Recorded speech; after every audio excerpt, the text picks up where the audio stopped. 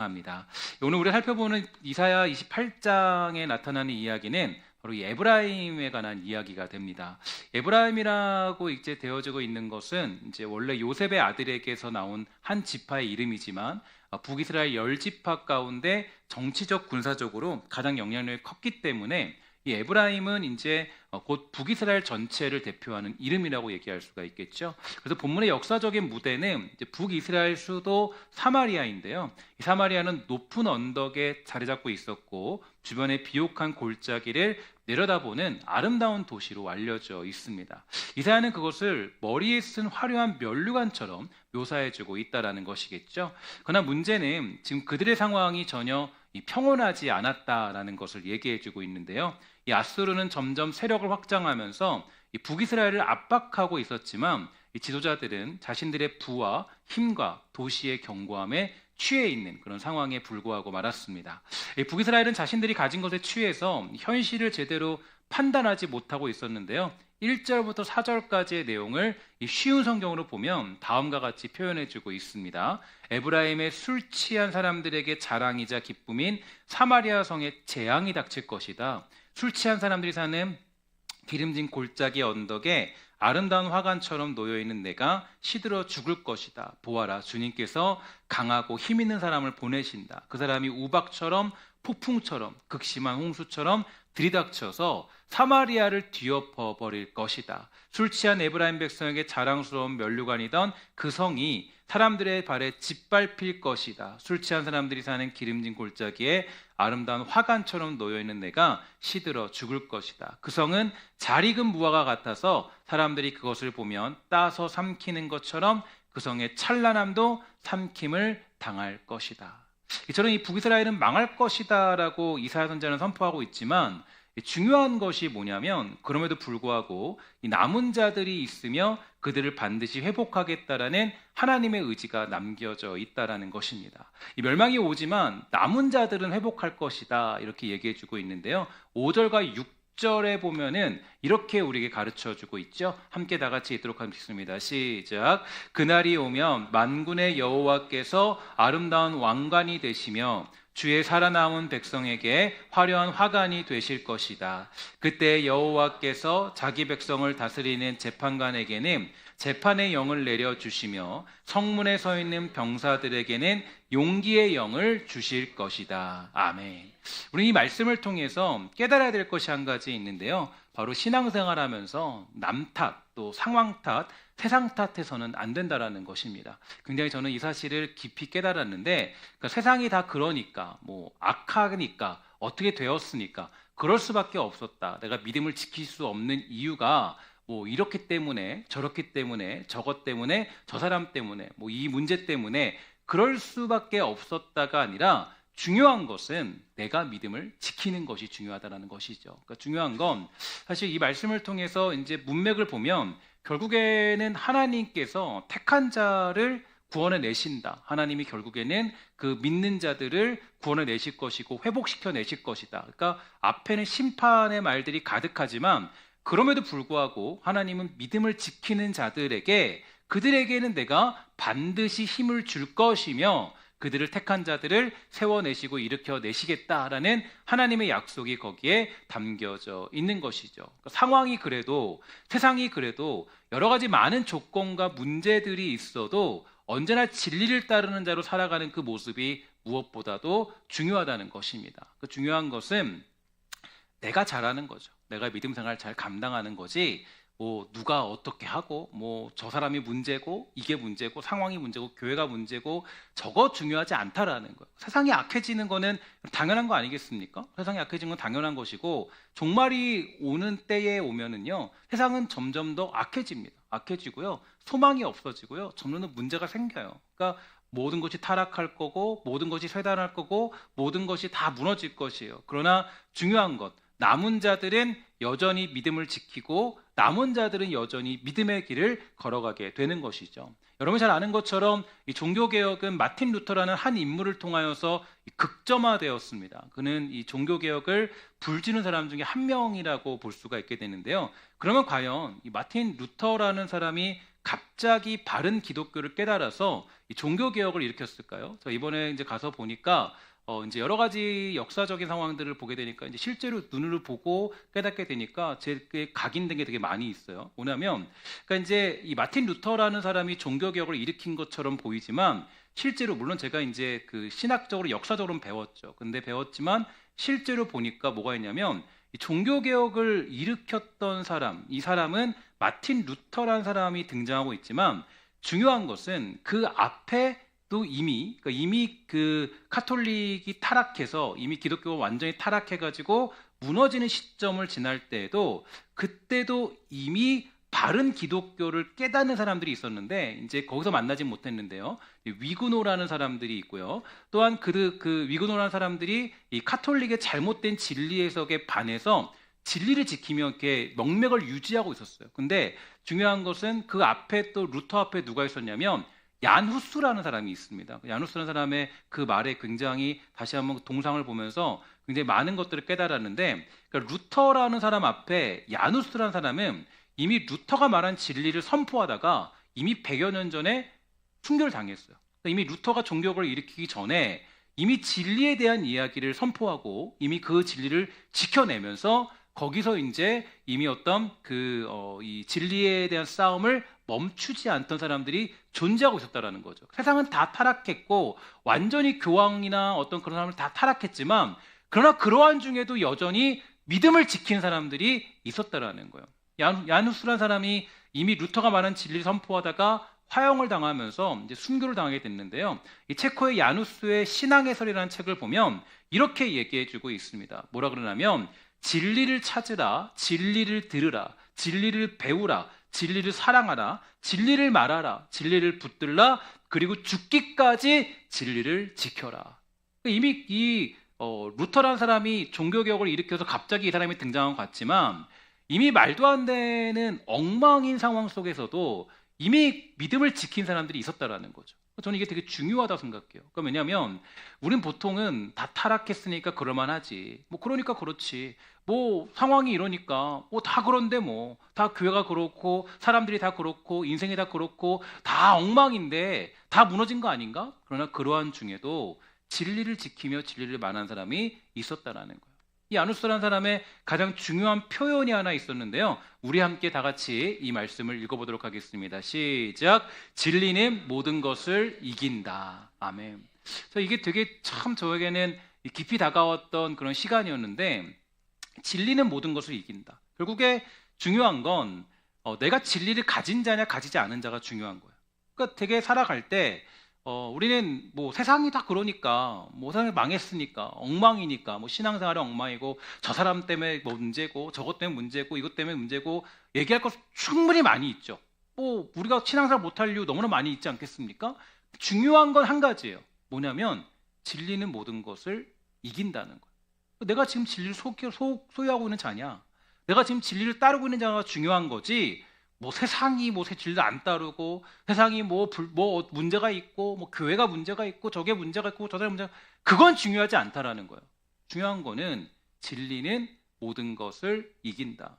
세상이 뭐라고 해도 진리를 가진 사람으로 살아가는 것, 그것이 중요하다라는 걸 기억할 필요가 있습니다. 교회가 타락했고 정치가 타락했고 종교 지도자들이 타락했고 백성들이 타락했어도 중요한 것은 남은 자들은 결국에 이 진리의 길을 걸어간다는 것을 오늘 본문은 가르쳐주고 있다라는 사실이죠. 사랑하는 여러분, 우리에게 중요한 것은요, 내가 진리를 가진 자로 살아가는 것이 무엇보다도 중요합니다. 상황이 중요하지 않아요. 현실이 중요한 것이 아니라는 거예요. 변하지 않는 공동체, 변하지 않는 상황이 중요한 것이 아니라 어떠한 상황에도 진리를 가진 자로 살아가는 저와 여러분의 인생이 중요하다는 것입니다. 믿음이란 그런 거 아니겠어요? 믿음이라는 것은 내가 진리를 믿는 자로 살아가는 거지 누가 진리를 가진 자로 살아가느냐가 중요하지 않다라는 거예요. 자꾸 우린 근데 다른 데 관심 가지죠. 저 사람이 문제니까, 상황이 문제니까, 환경이 문제니까, 교회가 이러니까, 뭐가 어떠니까 내가 이 모양이지. 어떠한 상황에도 진리를 가진 자로 살아가는 저와 여러분의 인생이 중요한 것입니다. 그리고 내가 그렇게 살아간다면 그날 그때가 오면 하나님이 여러분을 회복시키시겠다라고 약속하고 있는 것이에요.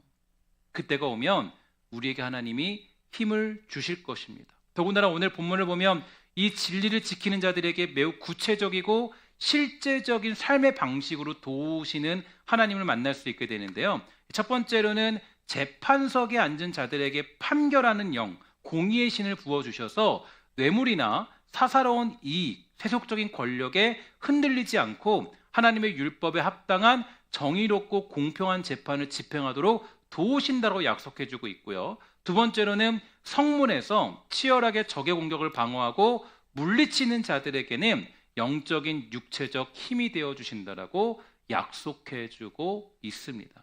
그런데 왜 성문에서 돕는다고 얘기하고 있을까요? 당시 성문은 이 장로들이 모여서 백성의 송사를 판결하는 사법적 공간이자 동시에 외적의 침입을 최일선에서 방어하는 국방의 핵심 공간이었기 때문입니다. 즉 하나님을 참된 면류관으로 의지하는 남은 자들의 공동체에는 국가를 지탱하는 두 개의 기둥인 내부적인 사법적 공의와 외부적인 국방의 능력이 여호와로부터 결국에 무한히 공급된다는 것입니다. 그러니까 결국에 승리는 어디에 있습니까? 진리를 지키는 자, 진리를 따르는 자에게 승리가 있다라고 성경은 얘기해주고 있는 것이죠. 믿으십니까? 이게 우리의 믿음이에요. 결국 우리가 믿음을 지키는 건 내가 진리를 따르는 것이지 누가 진리를 따르냐가 아니에요. 저 사람이 진리를 따르고 있느냐가 중요하지 않죠.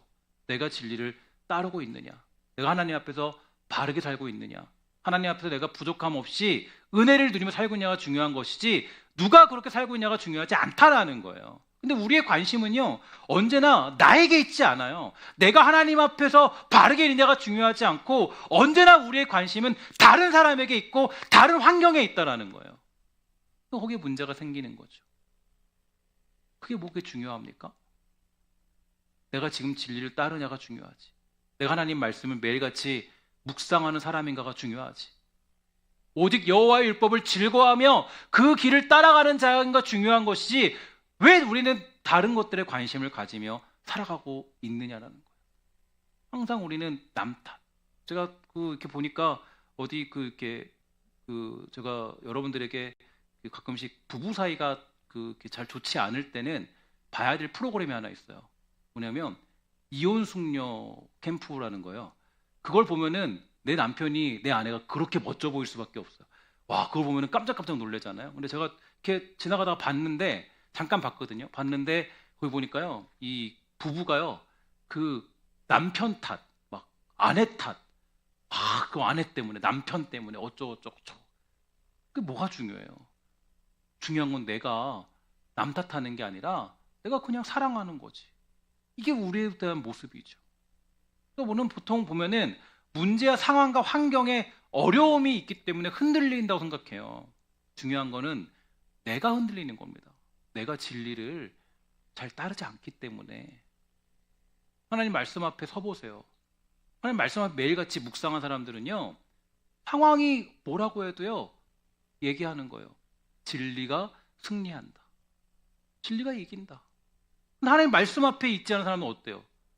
마음이 갈대밭이 오늘은 좋았다가 내일은 나빴다가, 오늘은 기뻤다가 내일은 안 기뻤다가, 이랬다 저랬다 왔다 갔다. 왜 그런 거예요? 진리 앞에 안 서 있으니까. 진리 앞에 서 있지 않으니까. 사람들 앞에 서 있으니까. 상황에 서 있으니까. 그러면 예수 믿는 게 아니죠. 사람 믿고 환경 믿는 거죠. 오늘 그 하나님의 능력으로 살아갈 때 결국 하나님이 그 진리를 따르는 자들을 회복시키시고 하나님의 능력으로 우리를 도우실 줄 믿습니다. 오늘 그 하나님을 믿으시고 진리를 따라 살아가기에 충분한 믿음과 결단이 있는 사랑하는 성도님들, 우리 모두가 다 되시기를 주의 이름으로 간절히 부탁을 드리겠습니다. 이제 오늘 우리가 보는 본문은 에브라임을 넘어서서 이제 남유다까지 그 내용이 조준되고 있는데요. 7절부터 보면은 남유다를 향한 이야기가 되는데, 문제는 바로 무엇인가 하면 북이스라엘이 교만과 방탕으로 아수르에 멸망하는 끔찍한 비극을 두 눈으로 똑똑히 목격함에도 불구하고 남유다 역시 에브라임과 정확히 동일한 영적 질병의 늪에 빠져 있다는 것입니다. 이 선지자 이사야를 더욱더 경악하게 만든 것은 이러한 타락이 일반 평민들이 아니라 이 백성의 영혼을 책임지고 하나님의 말씀을 대언해야 될 최고위 제사장과 선지자라는 영적 지도자 그룹에까지 깊숙이 침투해 있었다라는 사실이죠. 28장 7절부터 8절을 보면 이렇게 우리에게 가르쳐주고 있어요. 그러나 그 지도자들이 포도주와 독한 술에 취하여 비틀거린다. 제사장과 예언자들이 술에 취해 비틀거리니 예언자들은 환상을 제대로 보지 못하며 제사장들은 재판을 제대로 하지 못한다. 상마다 토한 것과 오물이 가득하여 깨끗한 곳이 한 군데도 없다. 특히 독특한 것은요, 종교 지도자들이 하나님 말씀을 바르게 해석하지 못한다는 것을 지적하고 있는데요. 그들은 분별력을 완전하게 상실해서 환상과 계시를 바르게 해석하지 못하고 백성을 미혹하고 있습니다. 제사장이 율법에 따른 판결을 내리지 못하면서 불의를 이렇게 조장하게 되는 것을 말해주고 있다는 것이죠. 심지어 8절에 보니까 그들이 먹고 마시는 모든 연회상에는 깨끗한 곳이 하나도 없다라고 할 정도예요. 하나님을 예배해야 될 거룩한 성전과 공의가 실현되어야 될 곳이 더러운 토사물로 뒤덮여서 깨끗한 곳을 단 한 군데도 찾을 수 없는 상태. 이게 바로 이사야가 목도한 예루살렘의 상황이었습니다. 제가 이번에 이 탐방지를 다녀오면서 많은 걸 느꼈어요. 사실 기대하는 것도 너무나 많이 있었고 보고 싶고 깨달은 것도 너무나 많이 있었습니다. 그동안 이 머리로만 알던 것을 현장에서 보는 게 얼마나 중요한 것인가를 저는 깨달았는데요.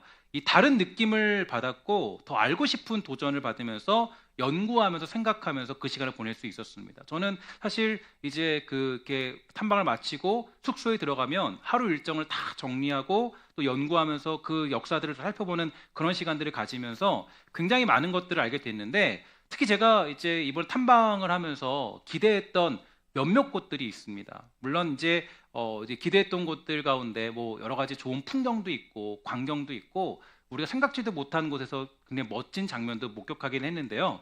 근데 중요한 건 제가 가장 기대했던 곳은 어디냐면 이제 그 하이델베르크 교리 문답이 선포되었던 이 성령교회였습니다. 성령교회가 이제 맨 마지막 코스였는데 이 성령교회를 가보는 것이 이제 저에게는 이제 저 교리를 사랑하고 또 이제 이 교리 문답을 굉장히 사랑했던 그런 마음도 있고 또 이제 이런 시대 가운데 또 이제 어떻게 또 지키고 있느냐가 되게 또 굉장히 중요한 저의 어떤 그런 관점이었거든요.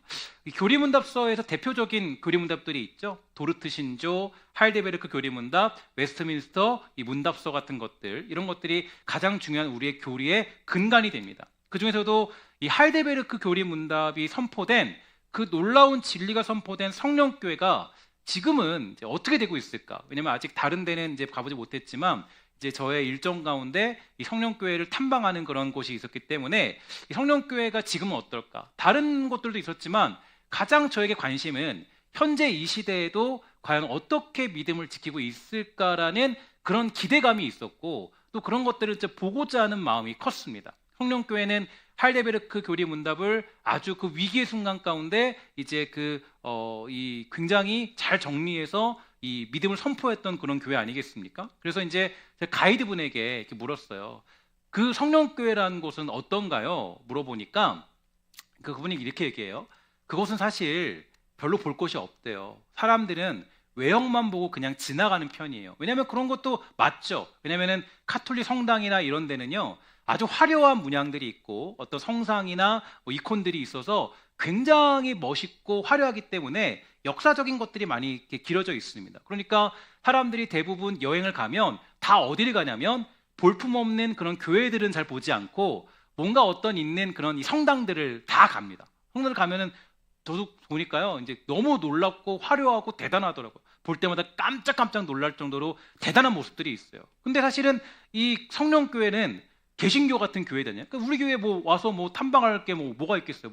뭐 이콘이 있습니까? 뭐 화려한 뭐가 있습니까? 없잖아요. 이런 비슷한 느낌일 거 아니에요? 사람들이 지나가니까 여기 와서 뭐 보고 갈 것도 없으니까 사람 잘 안 보고 간다는 거예요. 잘 안 보고 그냥 외형만 보고 간다는 거예요. 그래서 저는 오히려 그게 굉장히 마음에 들었어요. 맞지? 사람들이 뭐 무슨 관심이 있겠어? 관심은 화려한 데 있고 대단한 데 있고 엄청난 데 있는데 성당은 화려하고 다 그렇지만 개신교는 그 모든 것 다 필요 없다. 성경만이 진리다라고 외쳤기 때문에 그 모든 화려함이 사라졌잖아요. 그러니까 교회는 사실 별로 볼 것 없는 게 분명하고 사람들의 관심, 어떤 여행지로 치기에는 굉장히 말도 안 되는 곳이에요. 사람들이 그런 곳에 여행을 안 오죠. 성령교회를 탐방하려고 여행을 안 오죠. 다른 성당은 다 가도. 기독교인들도 그럴 거예요. 성령교회 같은 데 가는 그런 어떤 이 코스는 없을 거예요. 안 가죠. 그래서 그 마음이 들었는데, 그러니까 그래도 여러분들이 궁금해하실 수 있으니까 잠시 그 성령교회 내부를 잠깐 보여줄게요. 잠깐 보여주면 성령교회가 이렇게 돼 있어요. 보면은 이제 보통 이제 이 교회들의 강대상은 이제 이렇게 기둥에 있습니다. 기둥에 있고 이게 보통 이제 개혁주의적인 어떤 그런 것들도 있고요. 또 선포하는 그런 말씀도 있기 때문에 이 기둥에 있습니다. 기둥에 이렇게 있게 돼요. 기둥에 이렇게 이제 강대상 설교하는 거예요. 그 다음 사진 보여주면 이게 이제 이게 그 성령교회 내부입니다. 되게 또 이쁘죠? 이렇게 보면 이쁘긴 해요. 근데 다른 그 카톨릭 성당에 비하면 하나도 안 이뻐요. 그래서 하나 안 이뻐요. 그 다른 성당은 너무 화려해가지고 하나 안 이뻐요. 근데 이렇게 보면 이뻐요. 이쁜 사진을 잘 찍어놔가지고 이쁜 건데. 그 다음에 그 다음 보면은 또 이렇게 장면이 있죠. 이렇게 또 보면 이렇게 멋져요. 이쁘긴 해요. 또 하나만 더 보면, 예. 그래서 이렇게 이쁩니다. 자, 여기까지 보여주시고 여기가 이제 어디냐면은 여기가 위대한 교리문답서, 그러니까 진리를 진리답게 선포한 성령교회 내부였어요. 저는 옆에 있는 대단한 성 중에 하나인 이 하일데베르크 성에도 가긴 갔는데 거기 별로 관심이 없었어요. 별로 제가 그래서 거기는 안 봐도 된다. 빨리 우리 갈 수 있으면은 거기 보지 말고 그냥 여기 성령교회만 보고 가도 된다. 이렇게 얘기를 했거든요. 그러니까 이제 별 관심이 없었고 오히려 성령교회를 보고자 하는 마음이 컸어요.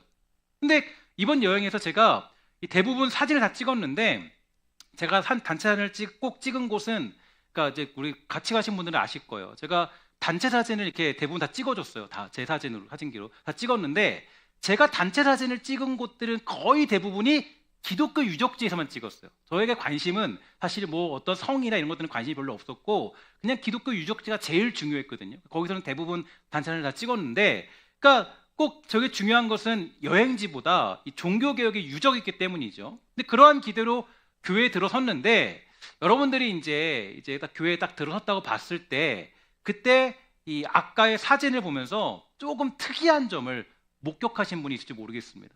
조금 뭔가 좀 눈에 팍 들어오는 게 있었을지도 모르겠는데 혹시 지금 보여줄 사진 말고 앞에 사진, 방금 봤던 사진 보여주실래요? 잠깐 앞에 거 사진, 지금 거 말고, 이거 딱 보면서 느낌이 딱 들었던 게 뭐가 혹시 좀 독특한데 이게 왜 있지? 라는 생각이 들었던 게 혹시 있을까요? 혹시 보면서 혹시 어떤 게 있을지 모르겠네요. 혹시 보시면서 여기에 이런 게 있다고 생각이 드는 그런 장면이 있을 거예요. 네. 자, 그러면 아마 발견하신 분도 있을 것 같아요. 아마 보면 이상한데 그런 게 있을 걸지 모르겠어요. 제가 그래서 그 다음 장면 보도록 할게요. 그 다음 장면 보여주세요. 강대상에 저게 붙어 있습니다. 강대상에 이제 이게 붙어 있어요. 성령교회는 교리의 최고봉인 그런 것들이 선포된 곳인데 강대상에 딱 저게 붙어 있어요. 멋진 말이죠. 웰컴, 그죠? 웰컴.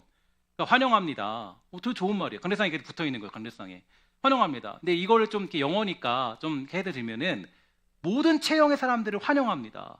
또 모든 피부색의 인종을 환영합니다. 모든 문화를 가진 사람들, 모든 성별, 모든 신념, 모든 종교, 모든 연령, 모든 유형의 사람들, 모든 사람들을 다 환영합니다. 사실 이게 되게 좋은 말처럼 보이지만 차별이 없는 환대가 얼마나 좋은 겁니까? 근데 여기서 이 무지개색을 사용했다라는 것은 여러분들이 대충 느낌으로는 알 거예요. 무지개색 우리랑은 조금 안 어울리는 건데 아마 여러분 아셨을 거예요. 무지개색은 아닌데 우리랑 좀 다른데.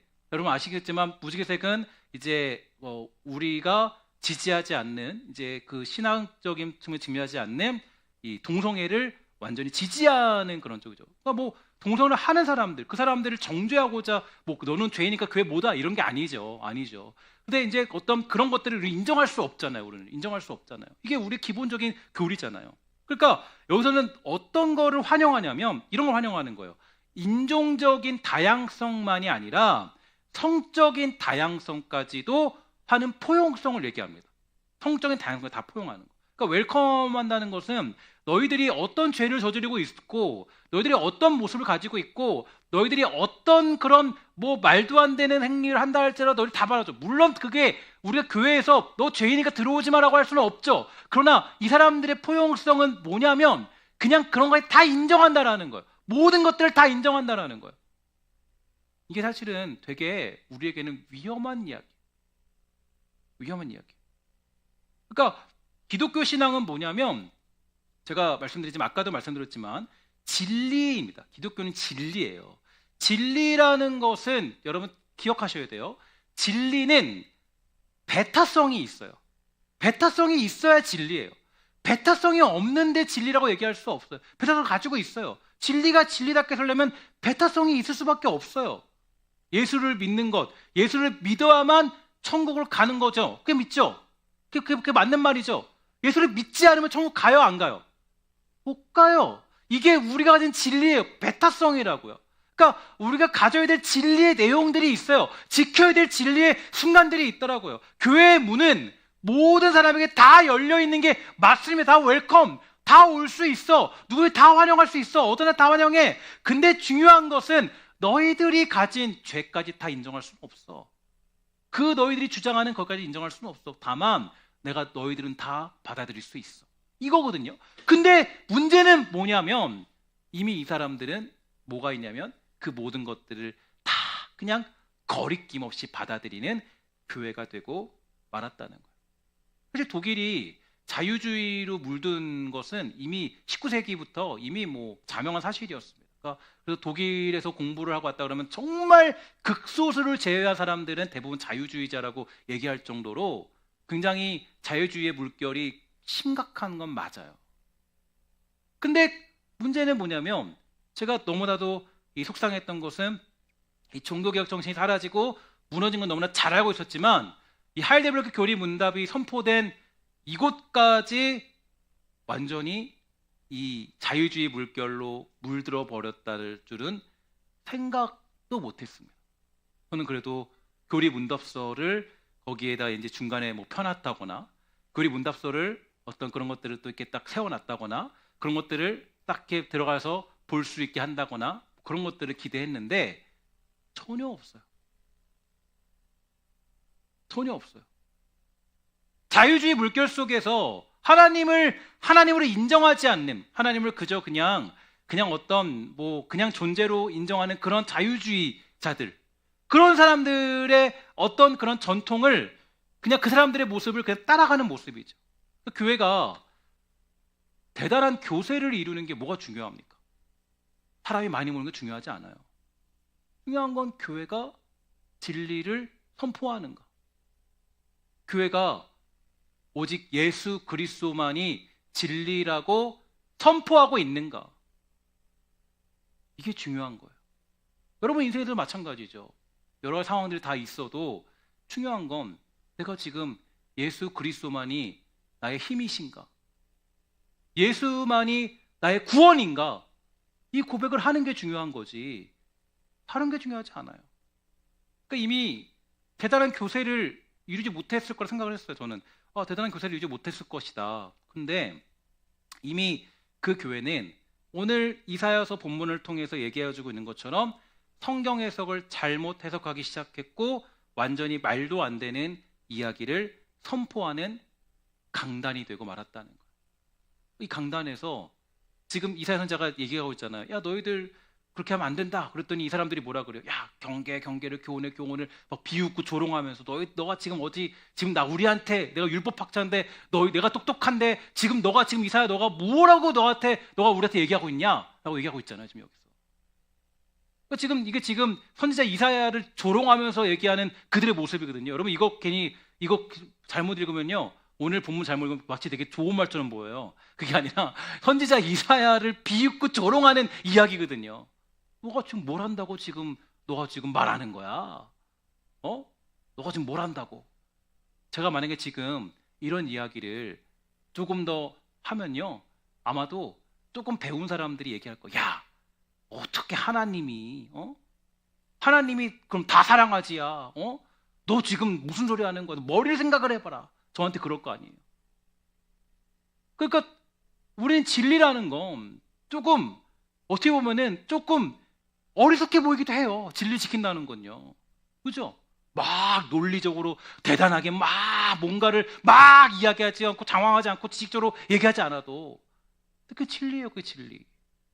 진보적이라고 믿고 있는 그들은 저 같은 사람들을 얘기하고, 야, 이 수준 낮은 놈, 너 그런 사람들 받아들여야지, 웰컴해야지, all people, 모르는 사람 다 받아줘야지. 얼마나 좋은 이야기인데 그 이야기가. 강대상에서 그런 이야기, 너가 지금 이렇게 받아줄 겸 되겠어? 상처받고 돌아가는데?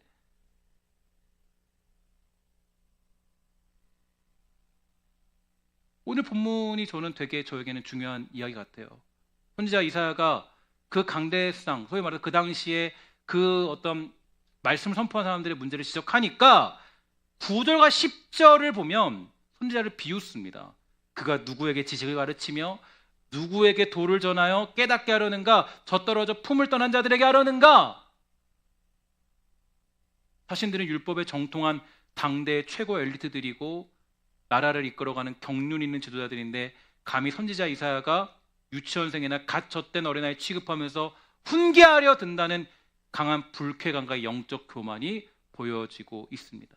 그래서 오늘 본문은 이 메시지를 조롱하는 자들을 향해서 하나님은 이사야의 입술을 빌려서 인류 역사상 가장 논리적이고도 무서운 역사의 무서운 역사의 심판을 선고합니다.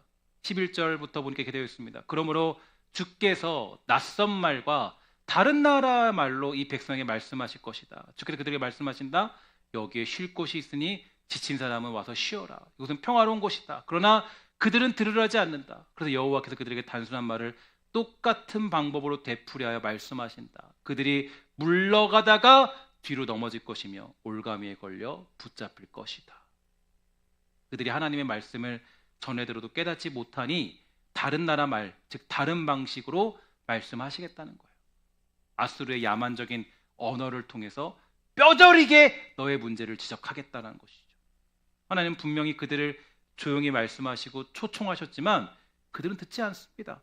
13절에서 그들이 조롱하며 내뱉었던 경계를 더하며 여기서도 저기서도 조금이라는 조롱의 말이 무서운 부메랑이 되어서 그들의 머리 위로 떨어지게 될 것이라고 선언하고 계신 거죠.